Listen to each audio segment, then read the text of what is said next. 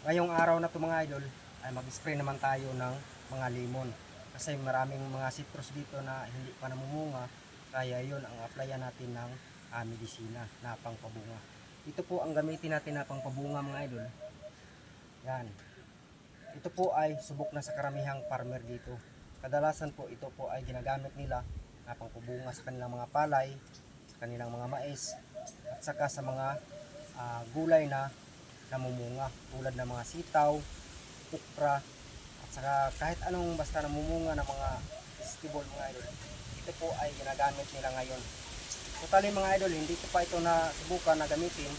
Ngayon pa lang mga idol, para matry natin kung gaano ba ito ka-epektibo.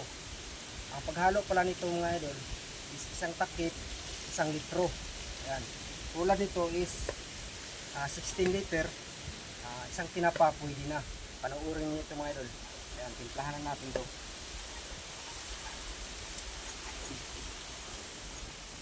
Mayroon na pala itong tubig na ilagay ito. Kaya lagyan lang natin ng medisina.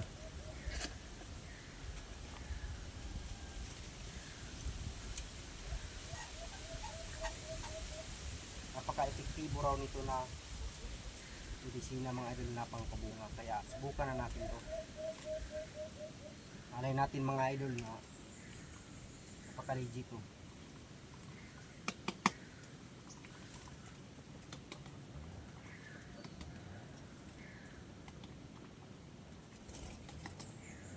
Dapat maghalo kayo nito mga idol. Ganyan nyo muna, isik nyo muna para maano siya yung ano niya dito. So, naka lugdang ba? Ganyan. Saka atin ang itimpla mga idol.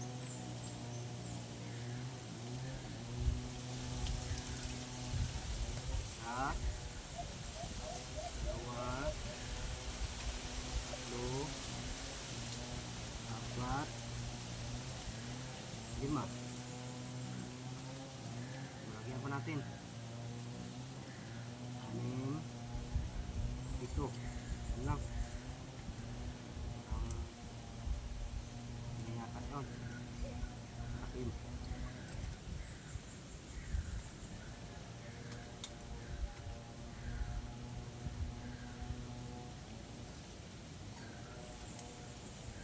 Ito siyempre isik muna natin mga idol para mahalo siya doon sa ano.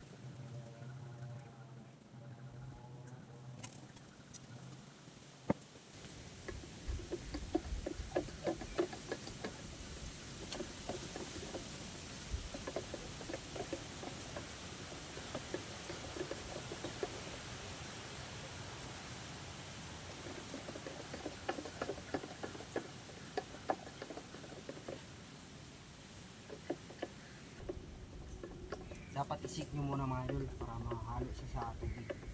Ayan, ganyan.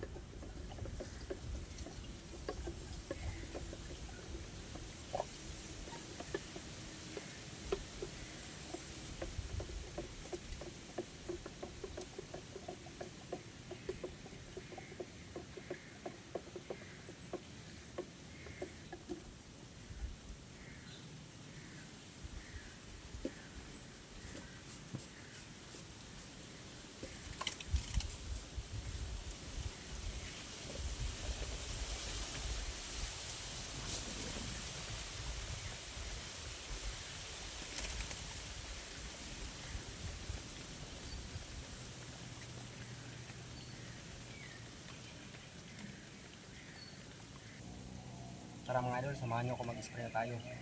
Ito po ay lemon siya mga idol. May bunga na pala ito.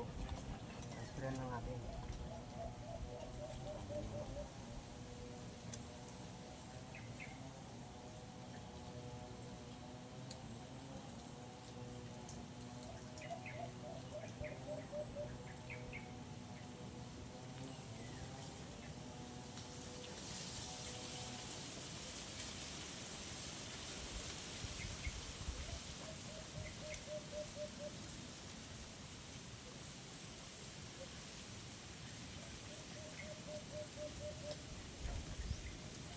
Kahit malapit sa puno niya mga idol, ito nakakasidra.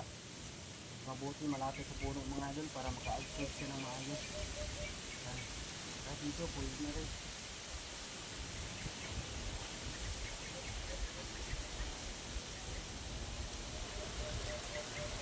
Ito po yung citrus na hindi namumunga mga idol, kaya ito ang lagyan natin ng medisina na pangbubunga. Ayan. Tara.